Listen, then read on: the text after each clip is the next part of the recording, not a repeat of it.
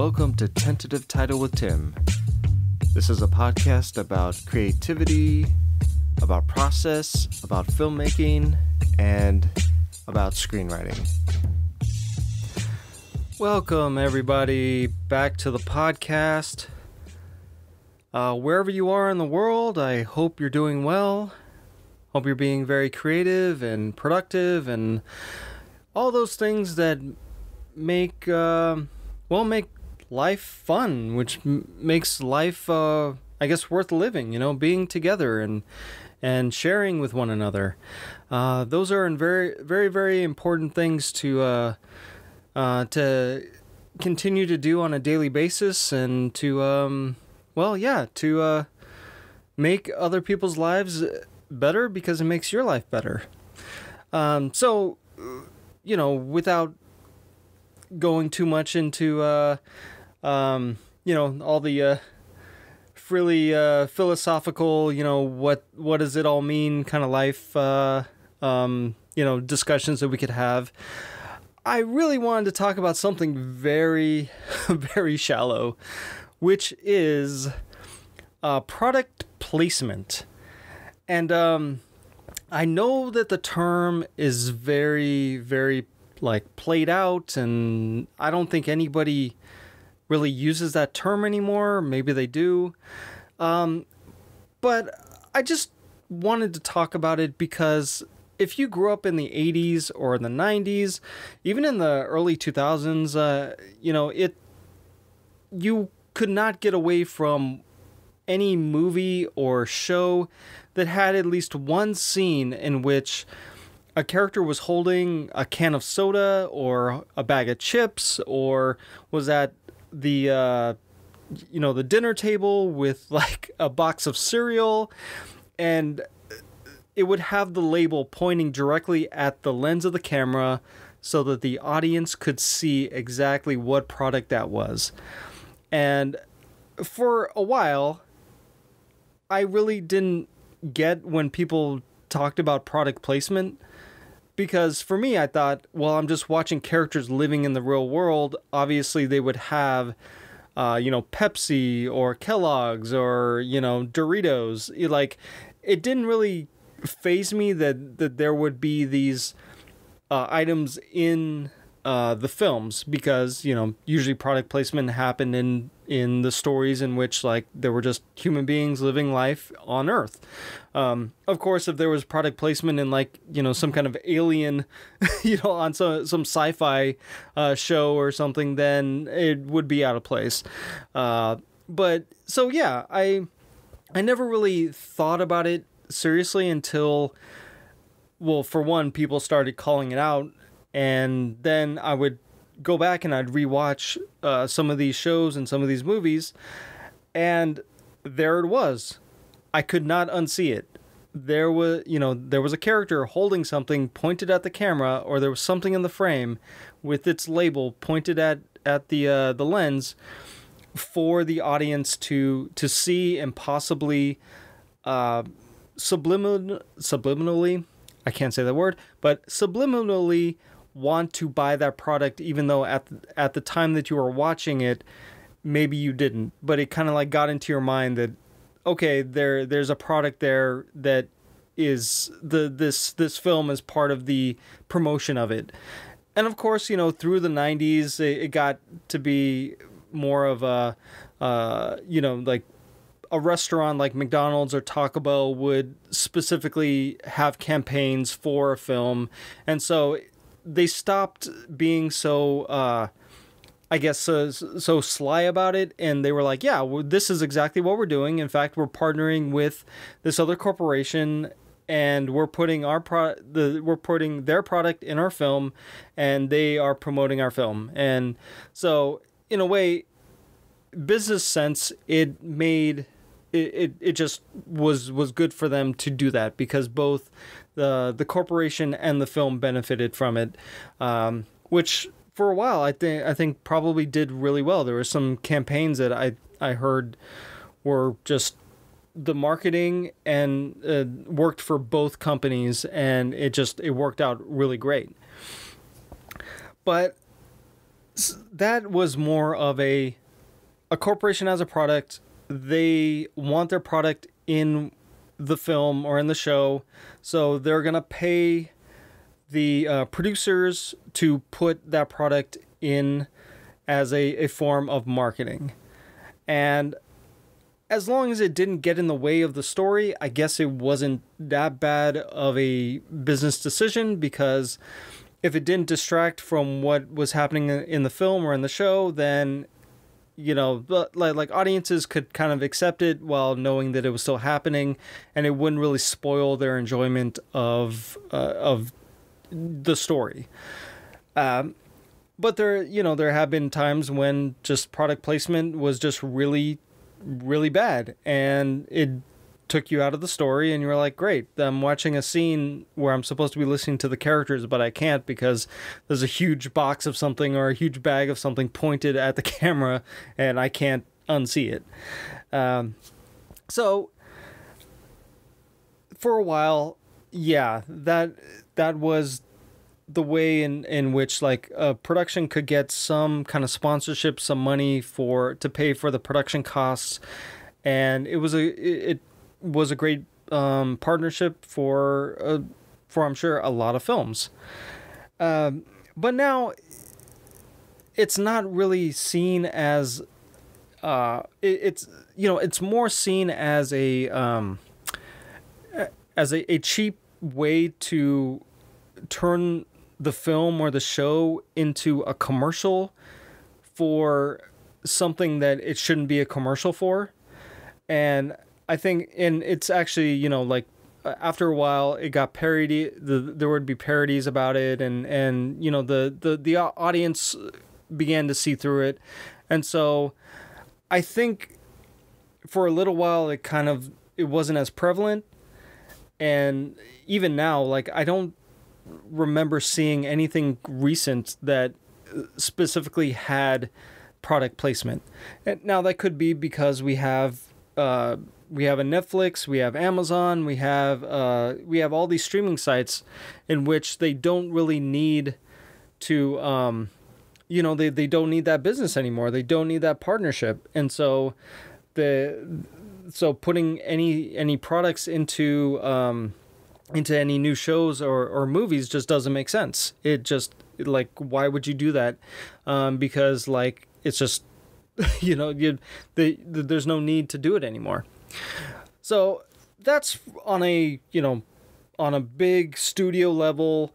And, there was the heyday of it in the 80s and the 90s. And now I want to talk about more on the independent side, and on a positive end, because like I said before, a corporation is paying to have their product featured in a movie or a show because they want business. They want people to be aware of their product. They want people to buy it. They want they want to be just in the consciousness of the general public. Which is, that they're there to make money. They're there to get their products out there. I get it. It's a business thing. It doesn't have to do with anything artistic.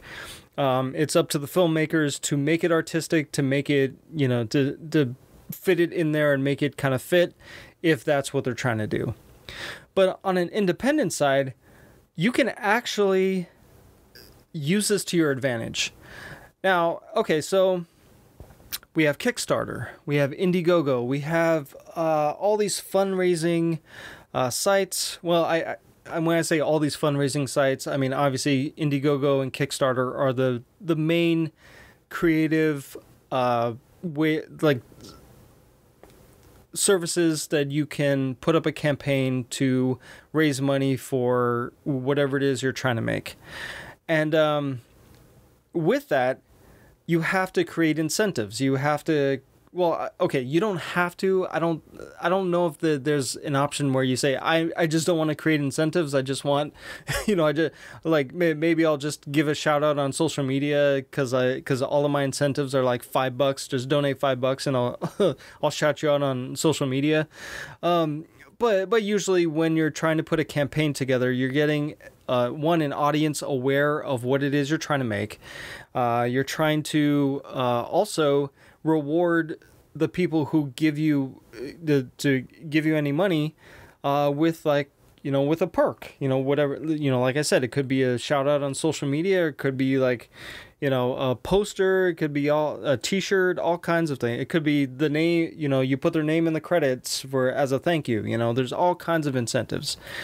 But the really successful campaigns have found a way to take something about their film or about their show and incorporate it into the marketing. And it's really an exciting way to create stuff nowadays, because of the fact that when you're writing, like, so, now I'm going to switch gears once again to when you're sitting down to write whatever it is you're writing, you have the opportunity to think about the props that the characters are using, like, you have an opportunity to think about how they're dressed. You have an opportunity to create a world in which you have items that have not been created, that are not common, that are not, a box of Kellogg's or, a can of Pepsi. Like, you can create items that are specific to that world. And I bring this up because of the fact that there's this filmmaker couple that I've been following for a while, Scott Dunn and Gina Dunn, and they have a couple films out. They have a film series called Mandeo. There's Mandeo from the Dead, and there's Mandeo Returns. And I think I got those titles right. Please, fact check me on this. But basically, it's centered around a guy whose father owned a cereal factory, and he has the cereal the fake cereal that he's created in the film, and he also has like a plush doll that they made in the film. And all of those items not only exist in the world of the film, but after they were done with the film, they were able to use that as perks, as marketing, as an extra part of the film that they could share with the audience, that the audience could take away and not just, revisit it through watching their film, but it was something that they could have, a physical item that they could have in their house to look at, to remind them of the film, and to maybe buy more to share with people, and I thought, man, that is really actually kind of brilliant, because of the fact that as a creative person myself, I fought that idea for a very, very long time. I didn't like product placement. I thought it was a shallow way to get money. I thought it was stupid. I didn't like it. I was like, you know what? I'm a creative person. I'm trying to create something that is not touched by the cold hands of business. I'm trying to make stories that enlighten people and like make them feel good, like the filmmakers before me, like, watching a Steven Spielberg movie or a George Lucas movie, like I felt excited. I felt encouraged by living in this world. I felt that I went on, some kind of adventure.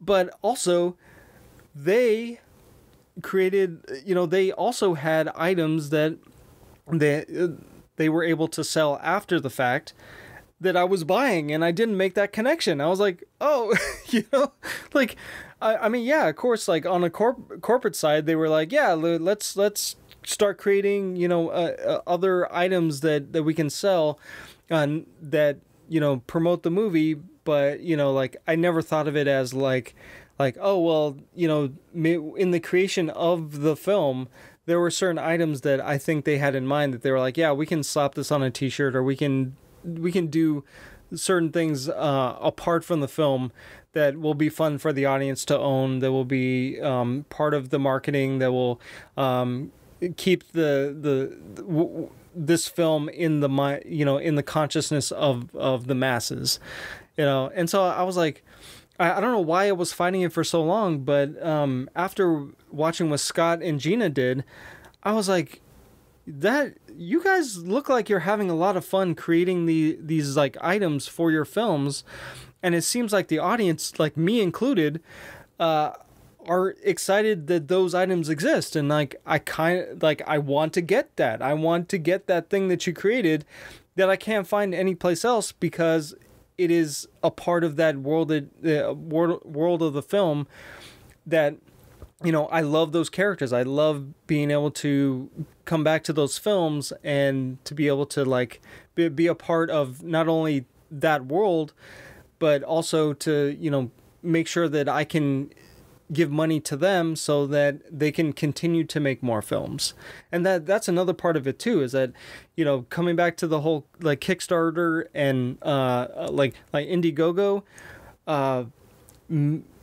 it's this ability to share something extra with the audience, and not have it be this relationship with your audience where you're just asking for money and you're like, you know, give me money because it takes a lot. Like, I need a lot to make this, like making films and television is expensive. I need money.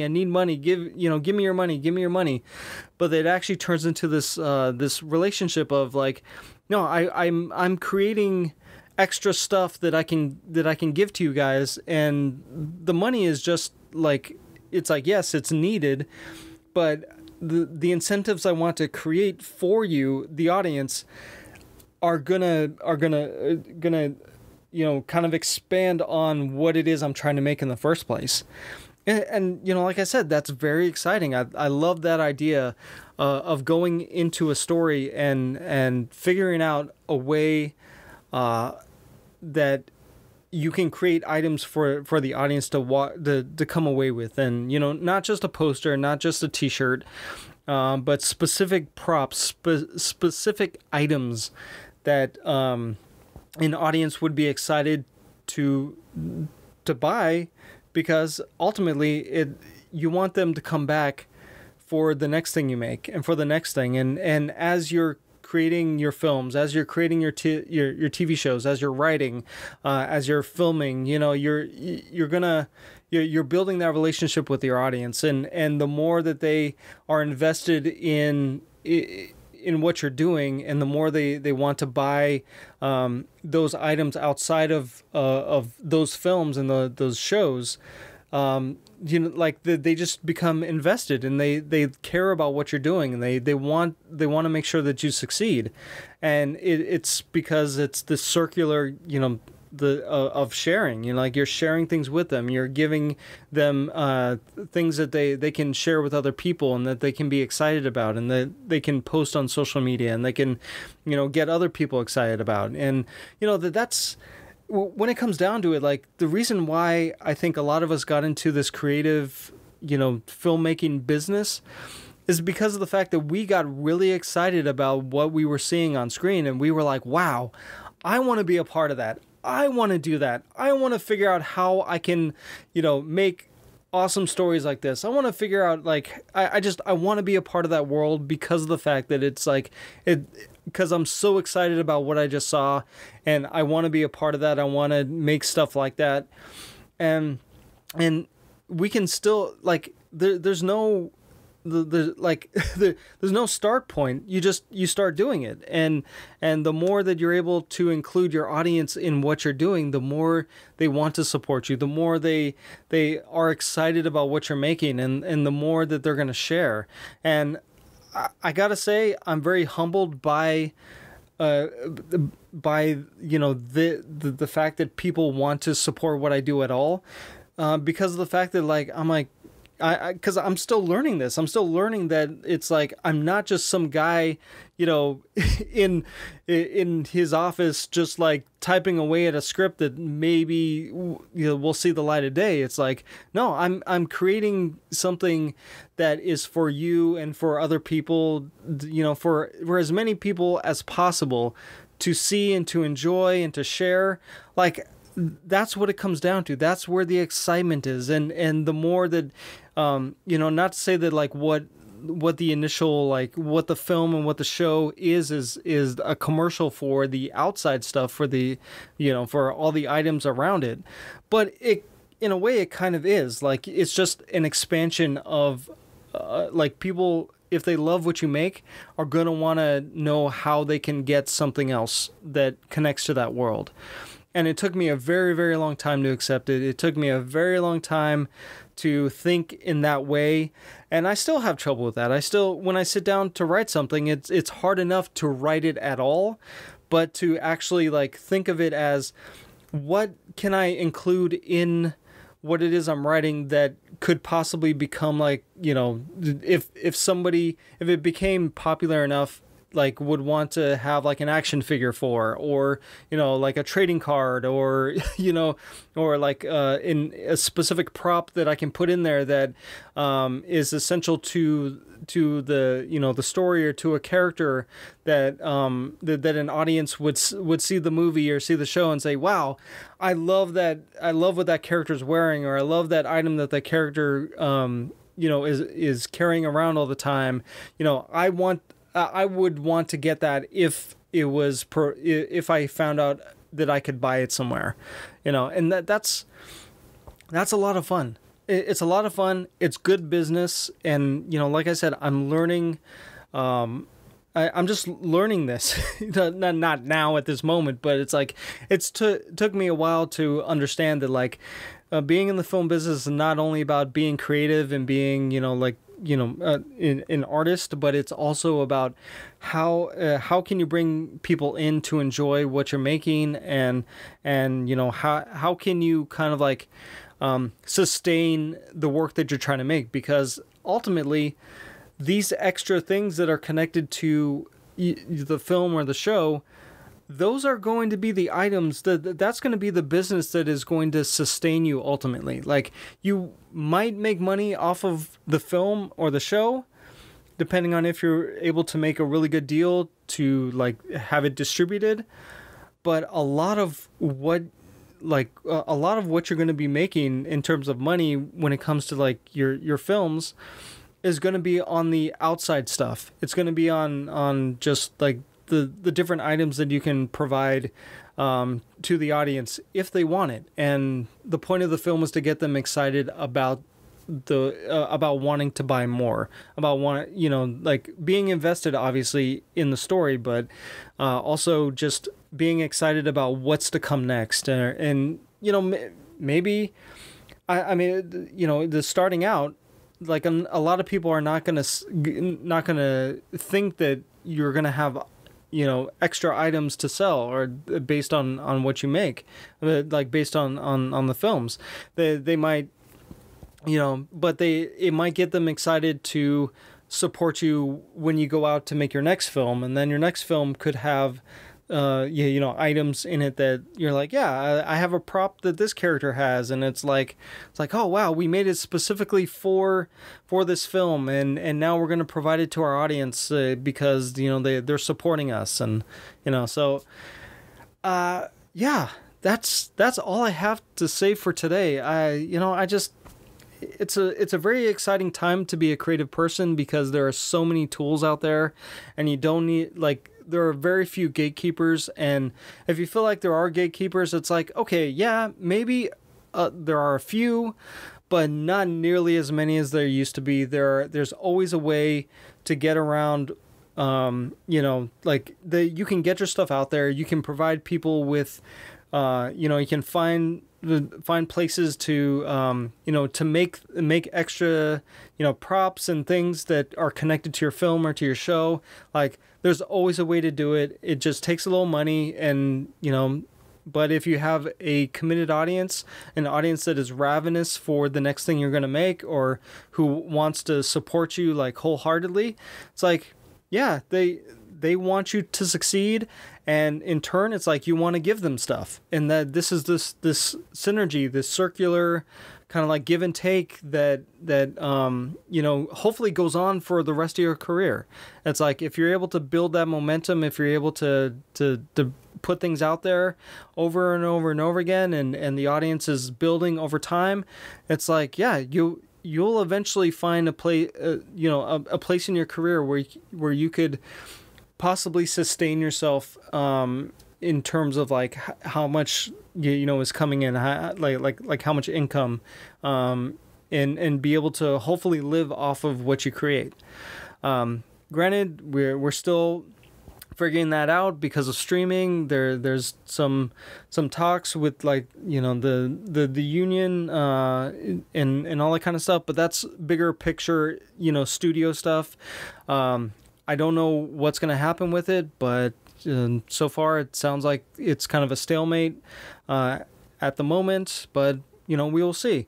But at least on an independent level, like, you have so much more control over what it is you create and how you put it out into the world and how you build an audience around that thing that you've created. So all right, guys, that's all I got for today. Thank you so much for listening. I appreciate you. I appreciate every single time you come back and listen to me ramble sometimes. I hope, apart from the rambling, that you come away with some inspiration, some bit of information, something that makes you clicking on this podcast worth it.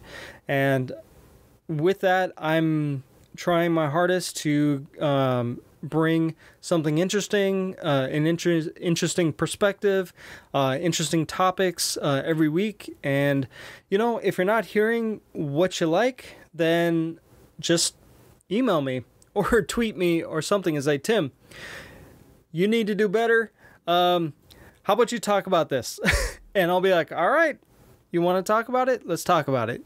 Because this is a conversation, and this is not only am I a part of the audience that wants to see great things, but, I'm trying to cultivate my own audience. And I appreciate you guys, and I hope I can bring things to you that that you want to listen to, and that maybe over time, you'll say, hey, you got items connected to a podcast or connected to a film that you made.